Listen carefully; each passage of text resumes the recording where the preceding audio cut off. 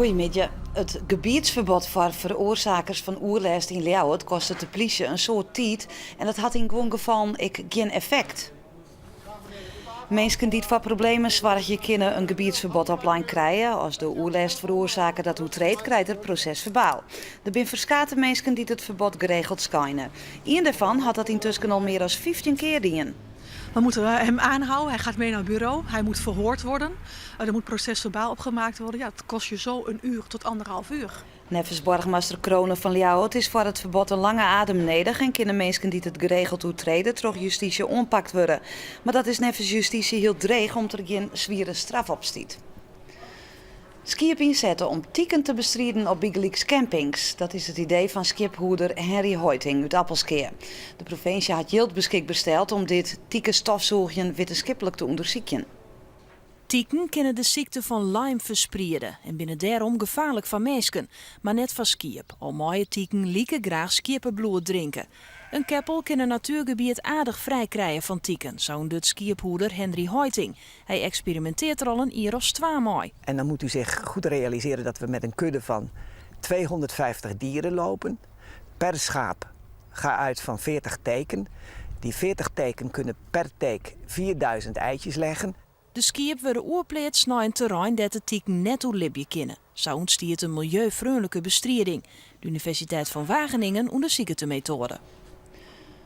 Gemeentes moeten meer geld beschikbaar stellen voor monumenten. Dat vindt de Stichting Behoud van Kerkelijke Gebouwen.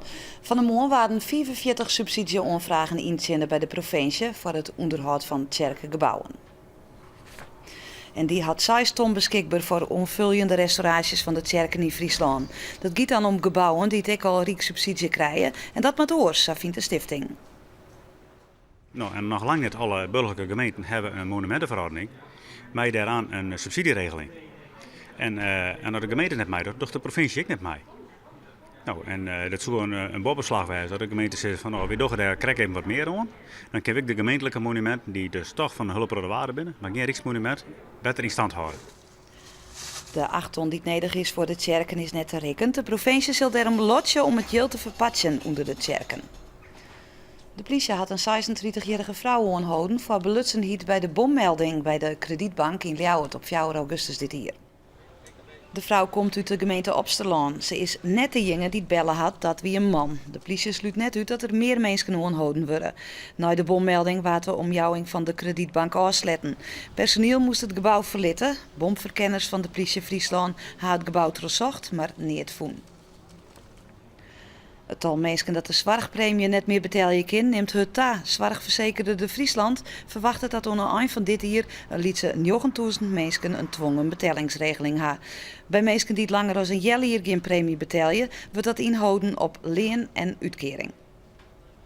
Staatssecretaris Fred Teven van Veiligheid en Justitie had Joet in Ljouwert de eerste vastgoedbrieven voor slachtoffers van misdrijven ondertekenen. Het Centraal Justitieel Incassobureau zal deze vastgoeden aan slachtoffers uitkeren. Het gaat om slachtoffers van gewelds- en zedenmisdrijven, 6.000 in het jaar. Voor hen keerde het CIB de slachtoffers pas uit als ze geld van de dierders kregen. Maar een pad van de dierders betellen net of de dwarrenheren. Die mensen hebben al heel veel te maken met de verwerking van een ernstig delict. En als je dan ook je schade nog eens niet krijgt vergoed of het geld wel door de rechter wordt toegewezen, maar het komt niet binnen of het komt heel traag met hele kleine porties binnen. Ja, dan is het heel goed dat je in ieder geval op dat punt enige genoegdoening krijgt. Dierders krijgen nu 8 maanden de tijd om de skeervergoeding te betalen. Doggen ze dat net, dan zit het CIB het geld eerst voor aan de slachtoffer. Om daarna nog gewoon het geld van de dierders op te eisken. Zo'n 10.000 hoenen en haar baasjes lieten haar jood in Ljouwert van haar beste kant zijn. Uit alle hoeken van de Vroadwijk komen ze naar het WTC Expo in de Frieske Haatstad. De show wordt 4 dagen en brengt hoen, fokkers en eigeners bij elkaar. Er binnen dik 300 hoenenrassen verzint worden. De toppers binnen nou in Ljouwert om keur te worden. Het is natuurlijk ook wel heel bijzonder. Het is een Europese tentoonstelling. Dus de mensen komen van heel de wereld. Niet alleen van Europa, maar van heel de wereld. En dat doe je niet als je een hond hebt die er wel aardig uitziet. Als jij echt een kampioen hebt, dan wil je hem laten zien. En dan reis je zo'n end en dan maak je al die kosten. Dus het niveau is gewoon hoger als bij een normale tentoonstelling. Het was dan te een besluit. Het wordt een koude nacht met temperaturen tussen de 5 en 7 graden. Er stiet een zwakke wind uit het noordwesten. Morgen mooi naaisimmerwaar, maar zijn 21 graden. Jongens bleef het lang warm en ik de dagen daarna wordt het warm. En dit weer nice in het kwad. Aanstom 6 uur ben we er weer met meer en oornijs. Graag ontan.